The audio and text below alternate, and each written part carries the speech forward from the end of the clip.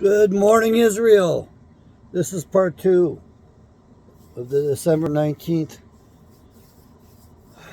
show, I guess I'll call it. Somebody wants to call them, I guess, what's that word we used? Um, well, I was covering things and I mentioned the vaccines and I stopped. I was just going to edit that out, but these apps are no longer free, and I don't have the budget. I don't have the time to learn how to use the app anyway.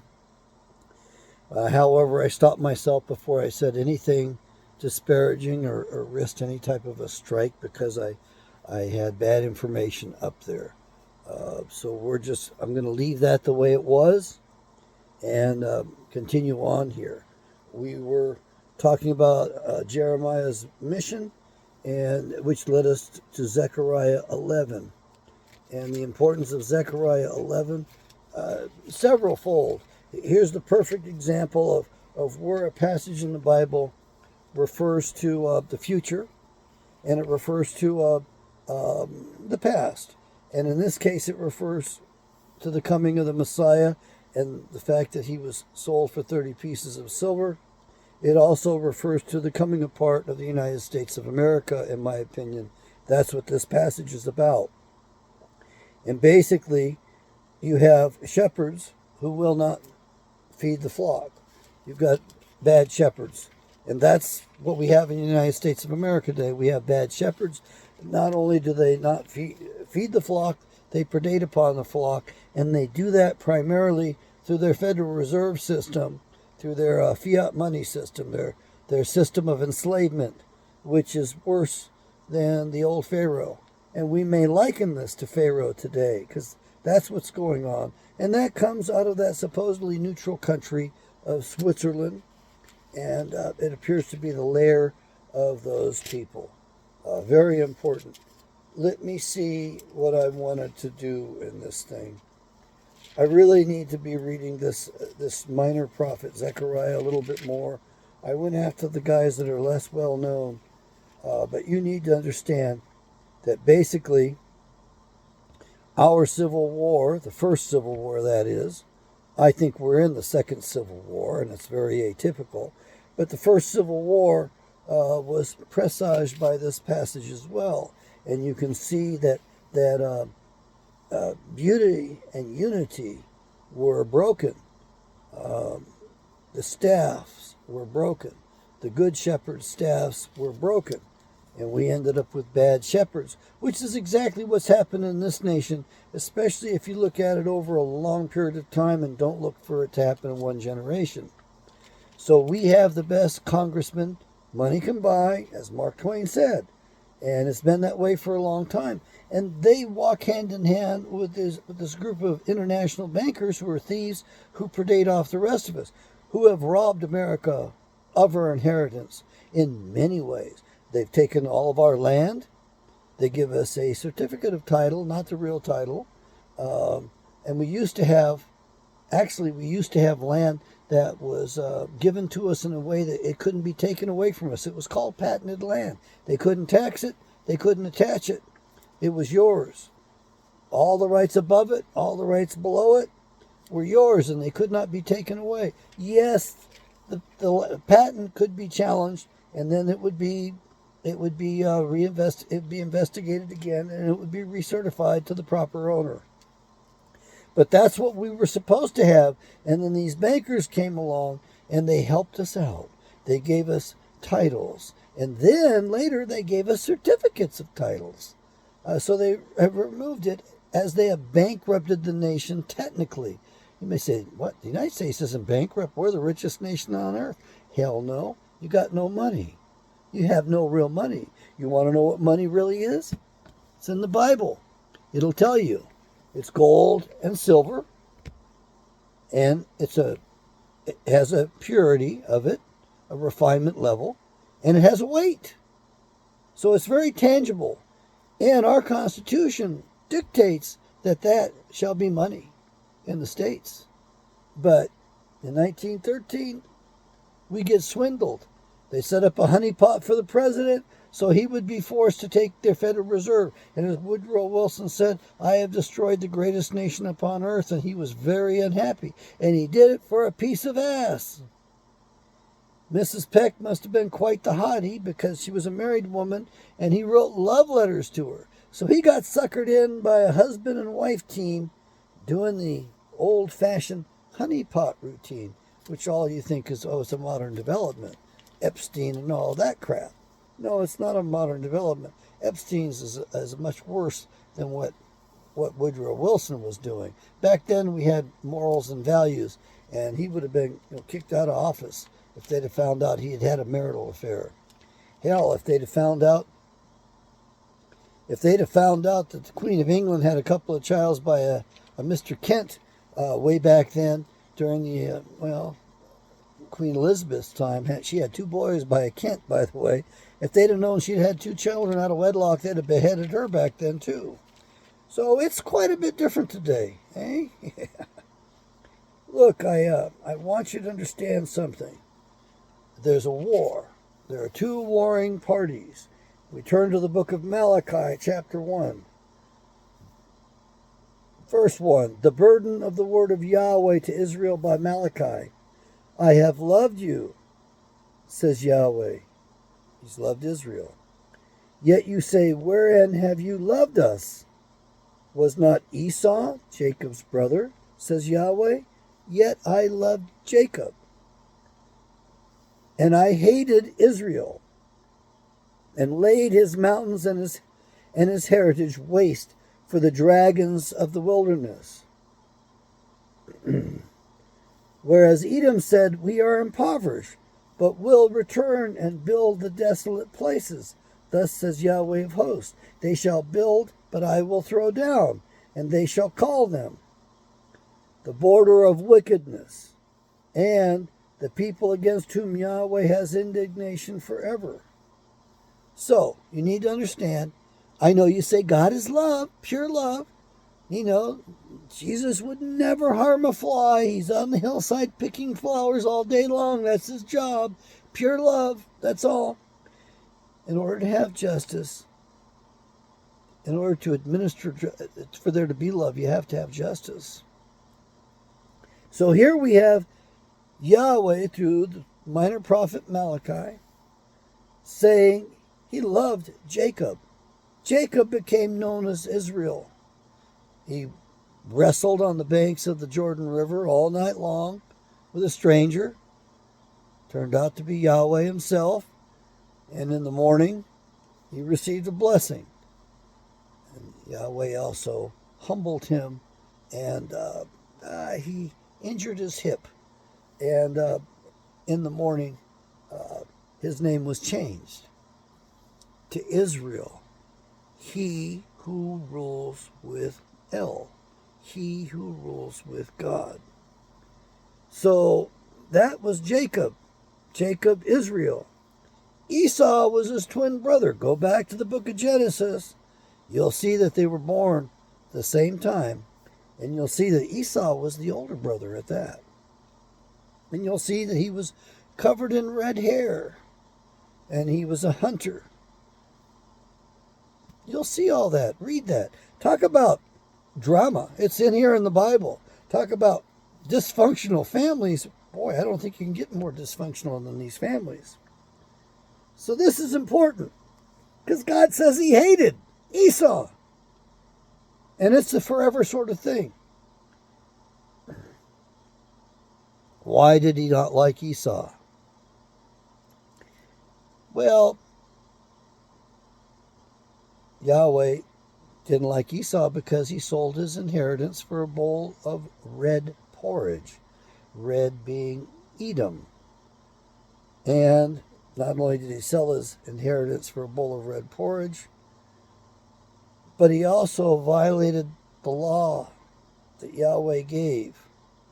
And it's about 5 times in the Bible that he says, do not intermarry with the people of the land. Do not intermarry with the Canaanites. And there was a reason for that, a very good reason for that. But Esau took a Canaanite woman to wife. This is in the Bible. We got good evidence on this, good data. We've got it written. And when he saw how much him taking a Canaanite woman to wife upset his parents, he took a second one. In other words, he rubbed their noses in the shit. And he had children by these wives. And that sealed the deal. And then Esau repented. He realized what he had done. He had kicked himself out of the family of Yahweh. He was out of the family by those very acts of taking two of these women of the land for wife. And he repented and he cried, but his repentance was not accepted, even though he had great tears. And he went and he married a daughter of Ishmael, so he took a third wife. And apparently Ishmael was a member of the family of Yahweh, member of the tribes of the clan. So she was okay. But the first two were not.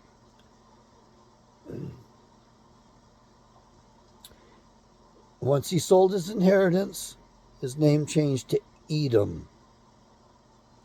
You want to know who Edom is today? Go to my blog, givingpsychologyaway.com, and you'll see tabs at the top of the first page. And one is Who is Esau Edom Today, written by Charles Weissman. It's a very easy to read book. You can download the full PDF there for free. Why can you do that for free? Charles Weissman's family did not think very highly of him. He was a great author, researcher, Bible scholar at that, and he wrote. He did incredible research, way ahead of the rest of us. And he was a pretty depressed individual that apparently lived by himself. When he died, his house was filled with cartons of brand new books, his own books that he was going to sell.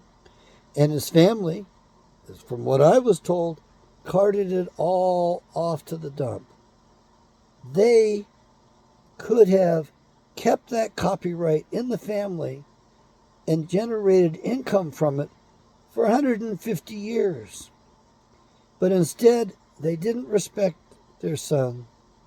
They didn't respect the brother, whatever. They didn't respect him. And they threw it away. So, the copyright is in the public domain. Therefore, thereby, I put it up on my website. So you can get that for free. There's other resources there as well. There's Bertrand Comparet. Comparet did not copyright any of his writings, as far as I can tell. And so that's in the public domain.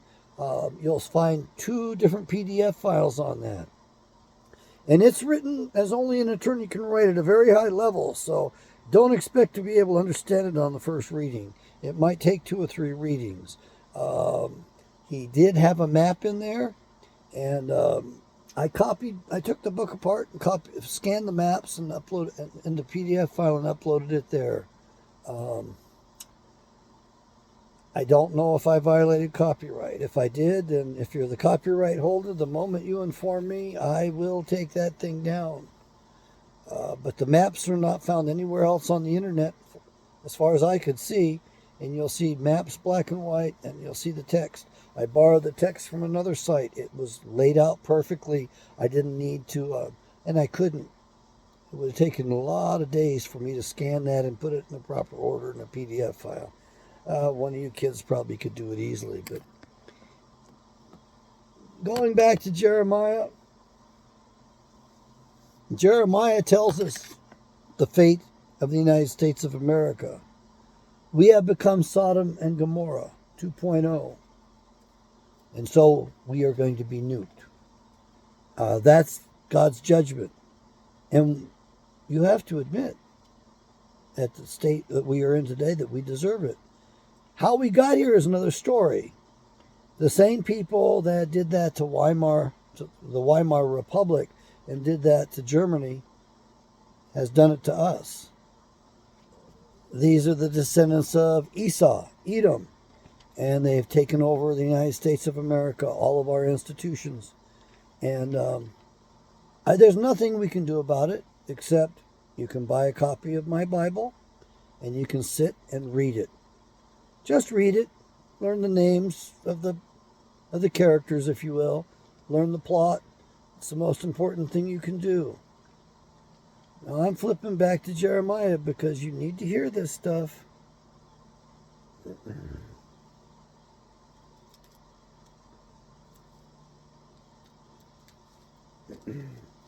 I know a lot of you run around thinking, gee, I just have to accept him as my Lord and Savior. I just have to say it from my mouth. Then I got a free pass. I can do whatever I want. I got license because he's going to forgive me. I don't think so, folks. I think you have to work out your salvation. I think it's a personal relationship with you and Creator Father Yahweh. I think you might pray to Yahshua for help, but ultimately, I think you follow Yahshua's example. What was his example? His example is he did nothing outside of the will of his Father Yahweh. He was always doing his Father's will. So, what do you think? Should you line yourself up with the will of Yahshua? Or just use him as an example and line up with the will of Yahweh? That's what I think.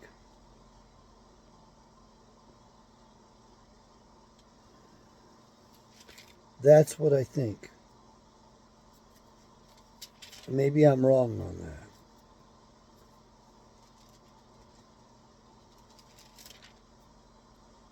And in case you're wondering who the bad guys are, they had a ceremony, July 3rd, 1933, Soldiers Field, Chicago, at the part of the World's Fair.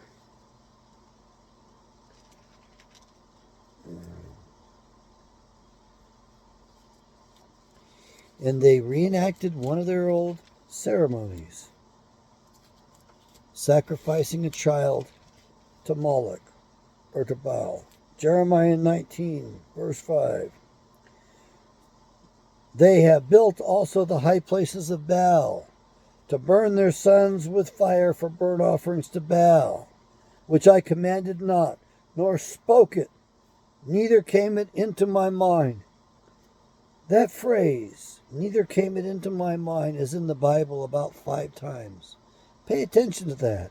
It's referring to the child sacrifice, which never even entered Yahweh's mind. It was that evil and that bad, it was something he couldn't conceive. He says it wasn't in his mind at all. It wasn't his idea. And you got to know something. Baal is another name for Moloch. And if you go to Soldiers Field, July 3rd, and by the way, they did it again on July 6th. It was so popular, it went over so well, they reenacted it. They enacted the sacrifice, claiming it was part of their history and tradition, which they overcame. Did they really overcome it? Why are we destroying children in the womb? Innocent blood? I mean, they continue to sacrifice to their God. Now, in case you're wondering, the symbol for Moloch is alive and being bannered around on the planet today. It's on the Ukrainian flag. That's the symbol on their emblem. Not exactly, but pretty much the same symbol. The upper part, the major part of it, is identical.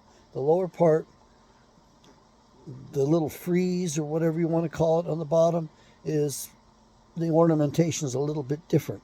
This is the symbol of ancient Khazaria. This is the banner that the Khazars went to war under.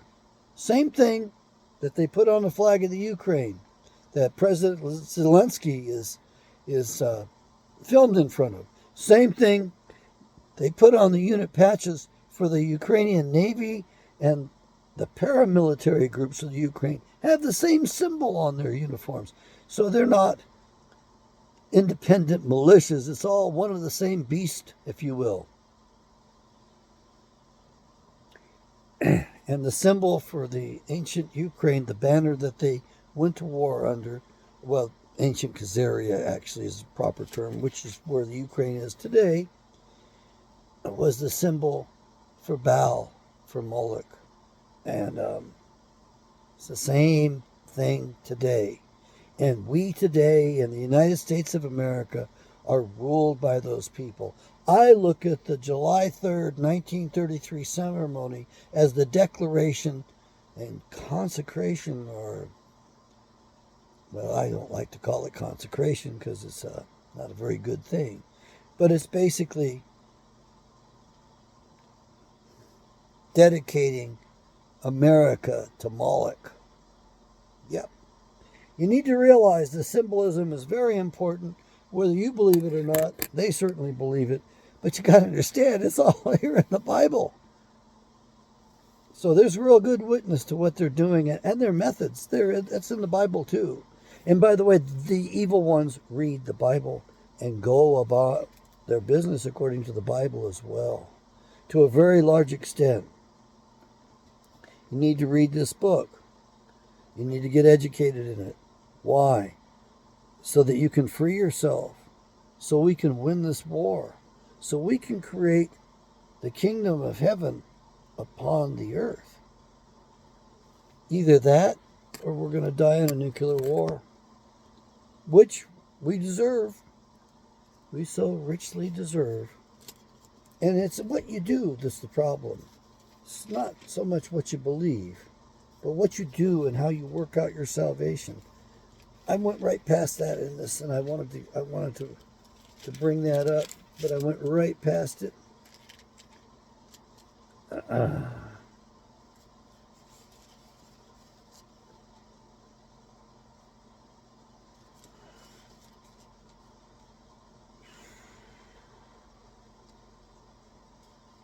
It's just incredible. I mean, the prophet Jeremiah is just incredible. I really want you to open up and read this book in particular. He was called the wailing prophet. He cried quite a bit. He was very aware. You know, it's very difficult. He had a heavy burden on himself. And they imprisoned him. They tossed him into a well. It was horrible. Okay, here we are. In my Bible, it's page 1442. What else happened in 1442? Was it 1492? Columbus sailed the oceans blue. Jeremiah 49, verse 18. As in the overthrow of Sodom and Gomorrah and the neighbor cities thereof, says Yahweh, no man shall remain there, neither shall a son of man dwell in it. As in other words, what he did to Sodom and Gomorrah, he's going to do to us. Behold, he shall come up like a lion from the swelling of the Jordan against the habitation of the strong, but I will suddenly make him run away from her. And who is a chosen man, that I may appoint over him? For who is like me, and who will appoint me the time? And who is that shepherd that will stand before me? Therefore hear the counsel of Yahweh, that he has taken against Edom and his purposes, and he has purposed against the inhabitants of Teman. Surely the least of the flock shall draw them out. Surely he shall make their habitations desolate with them. The earth is moved at the noise of their fall. At the cry, the noise thereof was heard in the Red Sea. Behold, he shall come up and fly as the eagle and spread his wings over Bozrah. And at that day shall the heart of the mighty men of Edom be as the heart of a woman in her pangs. He will destroy Edom. That's what this tells me.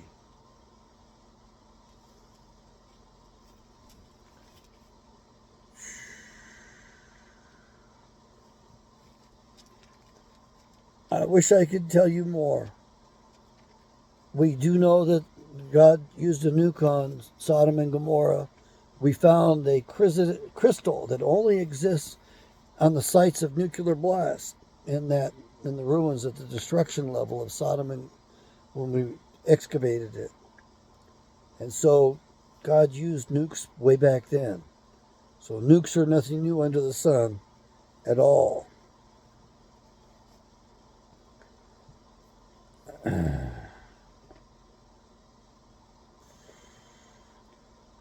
I think we're going to call it there. This is kind of important stuff. And of course, other things flood my mind, and I'm not mentioning those, and I really should. I think you need to read this book for yourself. It will speak to you differently than it speaks to me. Hopefully, a lot of things will line up. Because when we talk about this stuff, there the Holy Spirit is. And that's when I have the greatest joy, by the way. There's nothing more that I like than talking about the truth that is in the Bible.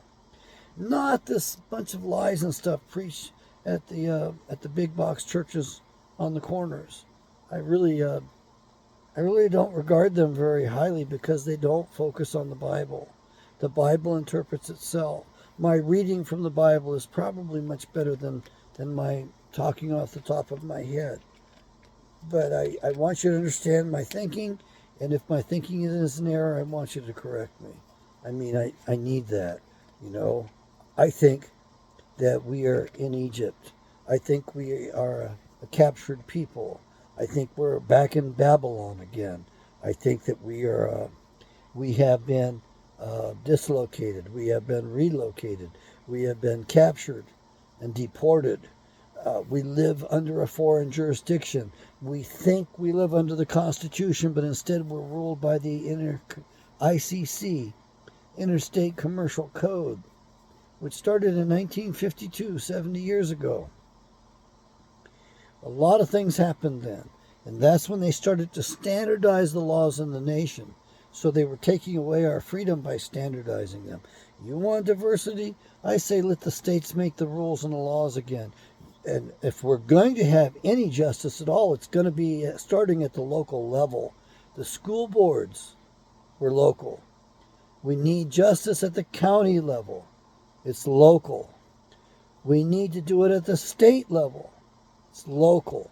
You're not going to have a centralized police state that's going to administer justice. Even the FBI, they argued against it back then because it was against the Constitution. The sheriffs were the law of the land. The states were the law of the land. All policing, all policies were reserved to the several states, not to the federal government. And of course, look at what happened to J. Edgar Hoover. They blackmailed him and screwed the entire country up. It was so bad that J. Edgar Hoover himself ordered the murder of 31 eyewitnesses to the Kennedy assassination. Yes, he had a hit squad in there. You don't believe me? Go read Michael Collins' Piper book, Final Judgment. He'll even name the FBI agent that went out to whack one of the witnesses, and he'll name that witness in there. I only went halfway through the book. It's a pretty tedious book, pretty boring in many ways, but just long as can be. But get a copy of that book, and you will see that the FBI has been covering up crimes forever. It was the FBI that's responsible for the murder of 19 children in Oklahoma City at the Murrah building, at the federal building, because they lit it, they helped, they aided and abetting in the bombing at Oklahoma City. And your CIA is the biggest publisher in the world. They own and run Hollywood through the CAA, the Creative Artists Association. Even President Biden is a member, a card-carrying member of the Creative Artists Association out of Hollywood. Folks, all the world is a stage. It's a great play.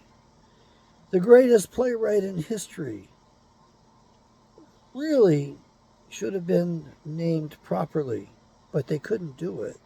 Why? Because the queen would have been put to death back then, because she had a child out of wedlock. Actually, she had 2 boys out of wedlock, and one of those was Sir Francis Bacon.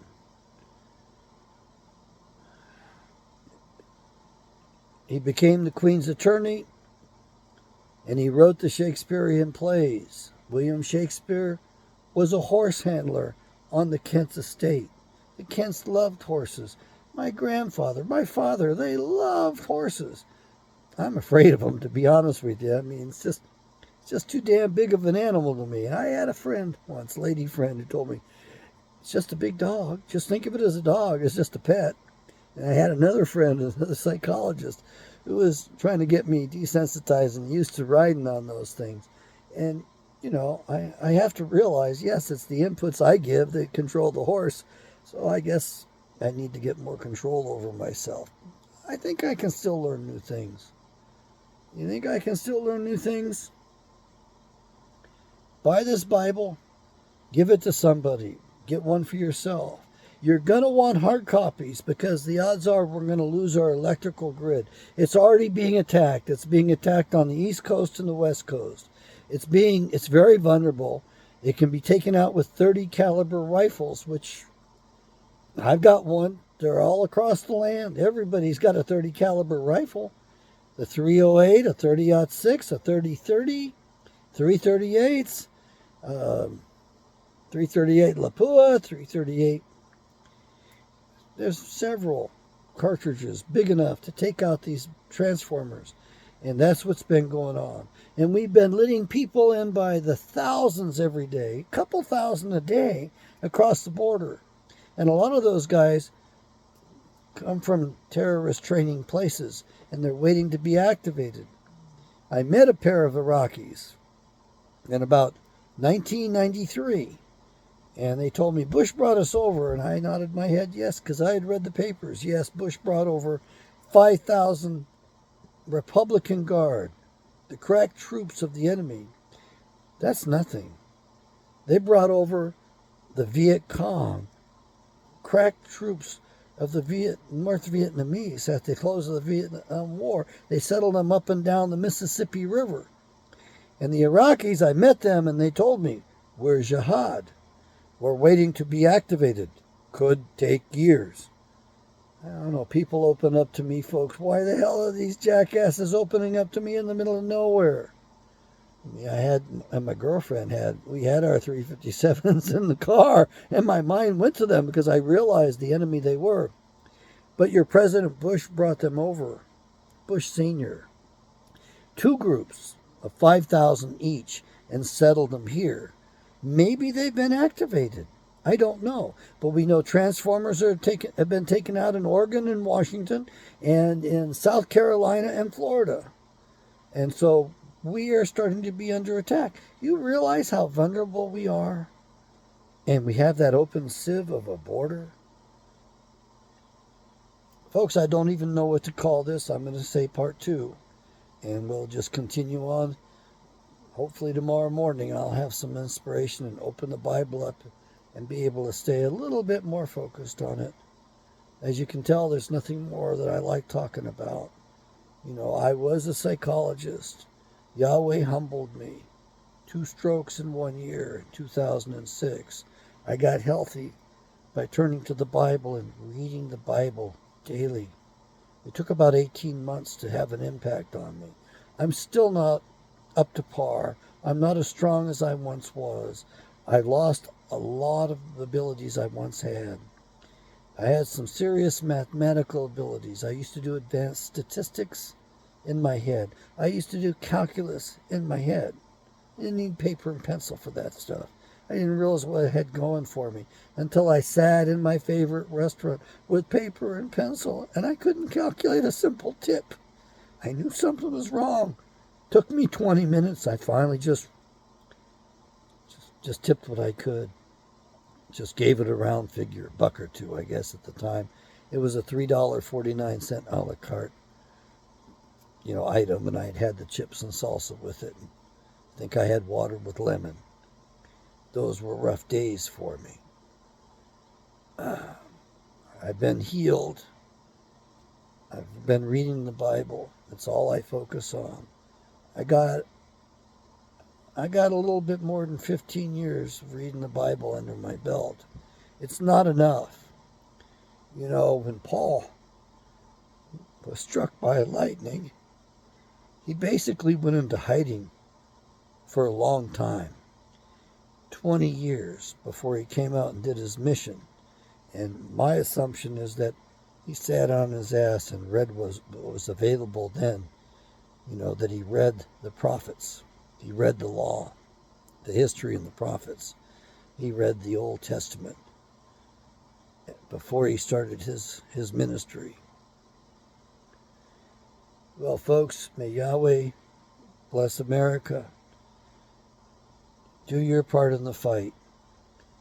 Turn to Yahweh. Cry upon his name. Call upon his name. Learn his name. Use it regularly. Let other people know his name. Let's turn this land around. Our Revolutionary War was fought with, 3%, maybe 5% of the population? We really need Yahweh's help to pull us out of there. The devil is really deeply embedded in this land. So embedded that we have gone from being a good example to the rest of the world to being the beast. The rest of the world hates us today. They don't love us at all. It was coming back around with Trump, but Trump was a big letdown to me. I thought Trump was going to tell us the truth about the fraudulent currency and set us straight and set us on a proper gold standard. I thought Trump was going to actually tell you the truth about the bankruptcies, about how they've robbed you and me, how they have trust funds for us that they don't tell us about, that they put the money in, that they take advantage of, that we have been robbed and bankrupted. And we need to kick those guys out, kick them to the curb. You need to realize that those bad guys are going to get us nuked. So you may think, well, I'll just be quiet, mind my own business so that I don't get targeted. You have to know that there's two types of salvation according to my pastor, Jerry Wicke. And there is a national salvation and an individual salvation. For my take on it, the individual salvation you work on with your relationship to Creator Father Yahweh, building that Holy Spirit with you. And you get that by accessing the mind of Yahweh, the mind of God, reading this book, and reading some of the other extra biblical books too, the books that we took out, the books that didn't make it here. And there's a national salvation, a national judgment. And just like Jeremiah was in Israel trying to save his people, trying to save his nation, that's what we have going on here today. We have a nation that's been judged, and it's a harsh judgment, deserving of sheer, utter hellfire. And those sacrificial fires were written about in the Bible 2,500 years ago. Go look up the 3 videos by Rex entitled, Was Nuclear War Written in the Bible 2,500 Years Ago? Something to that effect. It's on YouTube in 3 parts. He did an amazing job. He went on a word-by-word basis, and he took it apart. And I can't do any better. I had to put a comment in there saying, sounds right to me, and it does. I think he got it right. That the woman in the basket was sacrificial fire, and the basket was the proper dimension of our nuclear missiles today, about the same size as those MIRVs. Multiple Independent Reentry Vehicles? I don't remember what they stand for. I just know they carry multiple warheads that can be independently targeted to different locations. Folks, we don't want to go up in a blaze because it's not going to be glory. And we certainly don't want to take out another country. But yet, the bankers are there manipulating all sides, all parties. And they're the only ones who have anything to gain, because you and I, we're waking up to their frauds and the fact that they've stolen everything from us. And there is no money. There is no money. Don't argue over that paper fiat crap. Use it as you have to get by. But do yourself a favor and get yourself in the best circumstances you can. We are going to be fighting among ourselves. We are fighting among ourselves. If we make it a spiritual fight, who knows? Maybe we won't have to fire a shot. If we don't make it a spiritual fight and we have to go to the streets, they're going to force it to that, folks. They're already taking out our electrical grid slowly but surely. At least it's on the coast where those jackasses live that rule over us. I can't wait till they take out Simi Valley. I'm sorry, folks. You folks in California, it's horrible. It's horrible. One of the most beautiful states in the world, in the nation, in the world. And look at what's happened to it. Okay. I think I've said everything I can. Thanks for hanging with me. Buy my Bibles. Read the Bible. Work on your own salvation. Pray to Yahweh for His will for your life, and that He shows you His will and gives you the means so that you can exercise His will. It's important to ask for that. Ask for those blessings because you're going to need them. When you come to that fork in the road and you have to decide which way to go, that Holy Spirit that you have built up in you will guide you. Yahweh bless America.